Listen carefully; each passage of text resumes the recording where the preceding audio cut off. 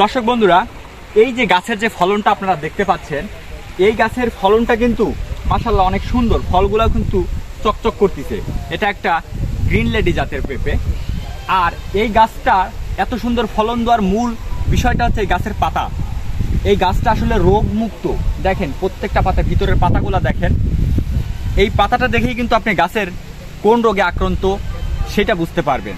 আপনার গাছ যদি, পাতাটা যদি মূলত সুস্থ থাকে তাহলেই কিন্তু আপনার গাছ এরকম একটা ফলন দিবে।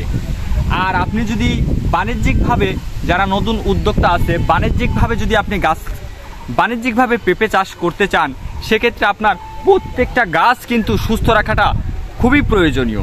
তা না হলে কিন্তু আপনি বাণিজ্যিকভাবে করে খুব একটা লাভের মুখ দেখতে পাবেন না। তাই বন্ধুরা, আমি এই 4 মাস 3 মাস বয়সের গাছের, আপনারা সারা বাংলাদেশ থেকে, বিভিন্ন জায়গা থেকে, খুলনা, যশোর, আপনার ভোলা, তারপর হচ্ছে পটুয়াখালী, বিশেষ করে আপনার এই যে উত্তরবঙ্গের যে জেলাগুলো আছে, চাঁপাইনবাবগঞ্জ, রাজশাহী, নওগাঁ, দিনাজপুর, এইগুলো থেকে আমার বিশেষ করে বেশি ফোন আসে। বগুড়া থেকেও ফোন আসে যে ভাই আমার পেঁপে গাছের পাতা কুকড়িয়ে যাচ্ছে, টোবাকো মোজাইক ভাইরাস যে আক্রমণ সেইটা। দর্শক বন্ধুরা, এখন আমি কথা বলবো, আপনাদের গাছে যদি ভাইরাসের আক্রমণ অর্থাৎ পোকার আক্রমণ বেড়ে গিয়ে যদি মোজাইক ভাইরাসের আক্রমণটা বেড়ে যায়, সেক্ষেত্রে আপনার কি কি সমস্যা হতে পারে এবং তার প্রতিকার নিয়ে আমি আজকে কথা বলবো। দর্শক বন্ধুরা, ভালো যদি ফলন এরকম পেতে চান তাহলে কিন্তু অবশ্যই আপনার এই ভাইরাসের আক্রমণ থেকে গাছটাকে রক্ষা করতে হবে। এবং এখন আমি আপনাদেরকে দেখাবো, যদি আপনার গাছ ভাইরাসে আক্রমণ হয়ে যায় সেক্ষেত্রে আপনার গাছের চেহারাটা কেমন এবং ফলনটা কিভাবে কমে আসে। এগুলো হচ্ছে ভাইরাস লাগছে, ওই যে টোবাকো মোজাইক ভাইরাস আছে, সেই ভাইরাসগুলো লাগছে, পুরো বাগানটাকে ধ্বংস করে দিছে। দেখেন, প্রথমে 1টা 2টা করে লাগছে, তারপর আস্তে আস্তে লাগতে লাগতে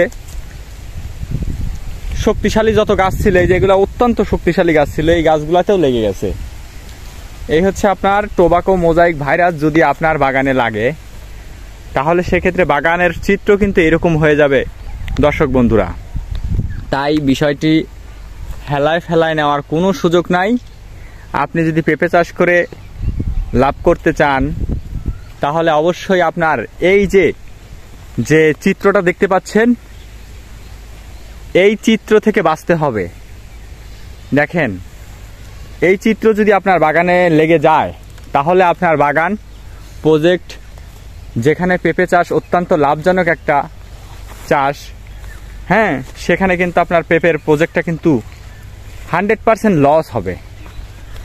আর এই যে আপনি দেখতে পাচ্ছেন 3 থেকে 4 মাস 5 মাস বয়সের, এইটা কিন্তু 3 মাস বয়স, এই সময়টাই কিন্তু অধিকাংশ ক্ষেত্রে লাগে।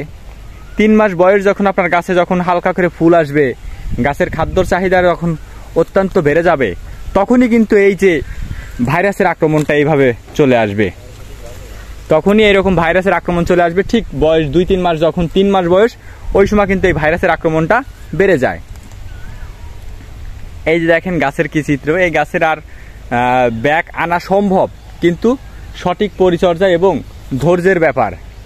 কারণ আপনি সঠিক পরিচর্যা করবেন, কারণ এই গাছগুলোর চিত্র এরকম সুস্থ করতে প্রায় আপনার 25 দিন, 20-25 দিন সময় লাগে। তো আপনার সঠিক পরিচর্যা যদি 20-25 দিন করা যায়, এরকম গাছও কিন্তু সুস্থ বা ব্যাক আনা সম্ভব। এই যে দেখেন পাতাগুলার কি অবস্থা। আপনার পেঁপের পাতা যখন এরকম চিত্র চলে আসবে, তখন আপনি বুঝবেন যে আপনার গাছ পেঁপের যে মোজাইক ভাইরাস আক্রমণ, সেটা কিন্তু চূড়ান্ত মাত্রায় চলে গেছে। দেখেন গাছের মাথাটা কিন্তু কোনো আগায় কোনো পাতা নাই। এটা হচ্ছে পেঁপের গাছের যে ভাইরাস চূড়ান্ত পর্যায়ে। দ্বিতীয়বার কিন্তু উনি প্রায় লস খাইছে। প্রথমবার লস খাইছে, কিন্তু দ্বিতীয়বার ওনার কিছু টাকা উঠছে। কিন্তু তৃতীয়বার যখন আমরা এই গ্রিন এগ্রোর সাথে যুক্ত হয়েছে, তখন কিন্তু দেখেন তার ফলটা। আমাদের অফিসারগুলা অত্যন্ত দক্ষ, তারা পাতা থেকে শুরু করে সমস্ত এই যে বেডের যে বিষয়গুলো, সবকিছুই কিন্তু সার ব্যবস্থাপনা, কি পরিমাণে সার প্রত্যেকটা গাছে কিভাবে দিতে হবে, কিভাবে দিলে গাছের খরচটা কমে যাবে, তারপর হচ্ছে কিভাবে আপনার গাছটা, এই যে দেখছি চকচকা, এই ফলটা কিন্তু চকচকা আসার কথা ছিল না, এই ফলটা কিন্তু চকচক হয়েছে আমাদের যে শিডিউল স্প্রে মেনটেন করছি এবং সার ব্যবস্থাপনা। তারপর হচ্ছে এই যে গাছের দেখেন প্রত্যেকটা কিন্তু ফল, কিন্তু প্রত্যেকটা ফুলই কিন্তু ফলে সেট হয়েছে, প্রত্যেকটা ফলের আকারও কিন্তু ঠিক আছে। এই সবগুলা ঠিক রাখার জন্য কিন্তু আলাদা আলাদা সার ব্যবস্থাপনা আমরা মেনটেন করি এবং সেই পরামর্শগুলো আমরা গ্রিন এগ্রো কোম্পানির পক্ষ থেকে আমরা প্রদান করে আসছি। সারা বাংলাদেশ আমরা অনলাইনের মাধ্যমে সেবা প্রদান করে থাকি।